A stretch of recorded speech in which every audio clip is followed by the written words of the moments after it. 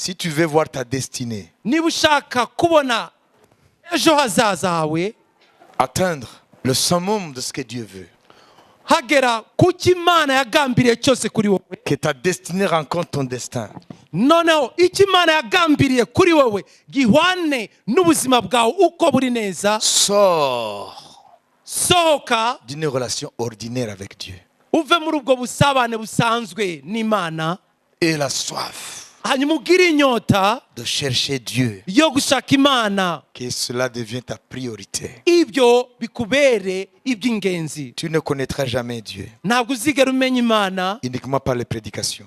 binyuze gusa muri uku kumva ubutumwa bwiza. Tu connaîtras Dieu, Uzamenya Imana un, icya mbere en aimant sa parole, mu gukunda ijambo ryayo, deux, icya kabiri en ayant toujours soif de sa présence. mu guhora buri gihe unyotegwa ukubaho kwayo, Chercher la présence de Dieu gushaka kubaho kw'Imana plus que tout, kurenza ibindi byose, comme cette biche-là. nk'uko iyi mparakazi yari iri. Tu le connaîtras. Nugira inyota nk'iyo uzamenya Imana, Parce que Dieu dit, kubera ko Imana ivuga ngo Dieu ne fait rien nta kimana ikora sans avoir révélé itakihishuriye, ce qu'il veut faire.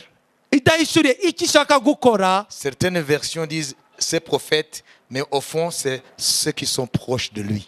Bibiliya zimwe ziravuga ngo abahanuzi, ariko Yani Mungu hatafanya kitu bila kuambia siri yake wale wanayomkaribia. nuvuga ngo Imana nta kizigera ikora itameneye ibanga bariya bayegera, Ceux qui ont soif de Dieu, bariya bayifitiye inyota, où Dieu est tout pour eux. aho Imana ari byose kuri bo. Dieu est ma vie. Imana nibwo buzima bwanjye. Des fois, Dieu nous regarde. Ce que nous disons, il dit, c'est parce qu'ils disent. Imana rimwe na rimwe ireba ibyo tuvuga ikavuga ngo ntabwo bazi ibyo bavuga. Minampenda Mungu, minampenda Mungu. Ndakunda Imana, ndakunda Imana. Unampenda vipi wewe? Urayikunda ute wowe? Kwa sababu ukifanya yale ameamuru, Kubera ko nukora ibisabwa n'amategeko, wewe ungali mtumishi wa ubatili. uracyari wa mukozi w'imburamumaro. Kumpenda Mungu Nukunda Imana, ni kwenda beyond gukunda Imana ni ukurenga yale ambayo unaamuriwa. biriya usabwa n'amategeko, Unamtafuta Mungu ugashaka Imana kama gisi yule mnyama anatafuta maji. nka ya mparakazi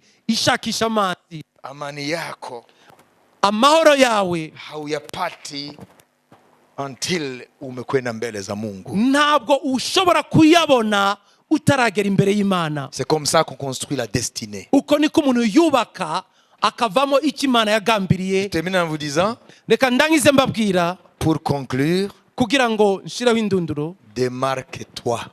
itandukanye, wigaragaze, Démarque-toi. igaragaze kutandukanye. Non, je ne sais pas. Se démarquer, ça veut dire quoi? Nous voyons aba hari ibintu bya rusangi murimo mwese. Hein? Sibyo? Hanyuma uyu Mary muri bya rusangi. Noneho akavamo akajya kubirenze ibyo muri mu bya rusangi. Elle se démarque. Yivanye muri rusange. Pas négativement, positivement. Ntabwo ari mu buryo bubi ariko mu buryo bwiza. Murumva rero tuziruka metero 400. Okay? Teka tukore imitozo rero. Kuko amateko ni 400, metero 400.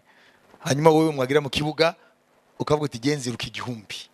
Ça veut dire tu te démarques. Niba ngo wivanye muri rusange ukora ibirenze iby'abandi. Ce sont les hommes qui se démarquent. Nabo bantu nkabo Qui se démarquent. bakora ibirenze bivana muri rusange. Qui construisent avec Dieu des grandes destinées. Nibo rero bakorana n'Imana bakubaka ibintu bikomeye n'Imana.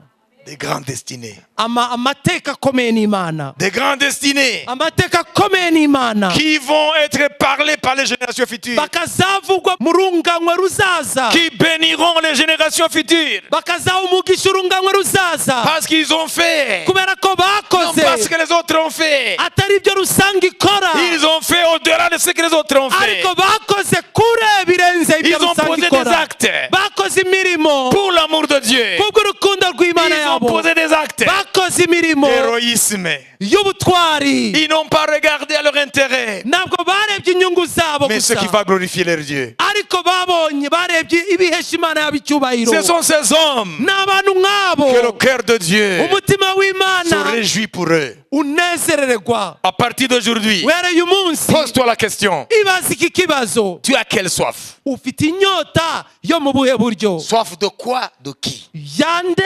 yiki Et si c'est la soif de Dieu, niba ari inyota y'imana jusqu'où? ni kugeza he Est-ce que tu as des œuvres?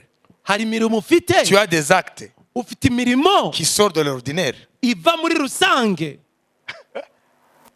Ndugu, est-ce que tu as des Mwene actes data. qui sortent de l'ordinaire?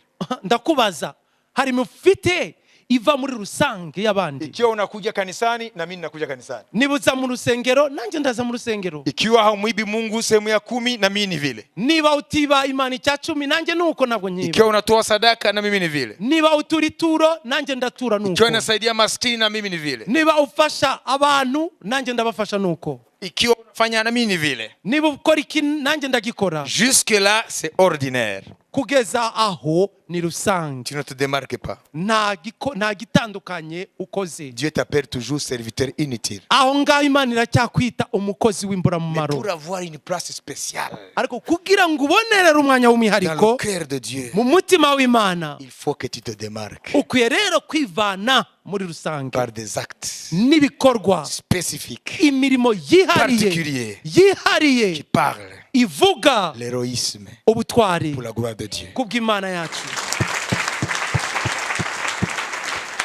Il ne faut jamais bâtir sur l'opinion des autres. ariko ntugizigere wubakira na rimwe ku cyo abandi bavuga Laisse ça.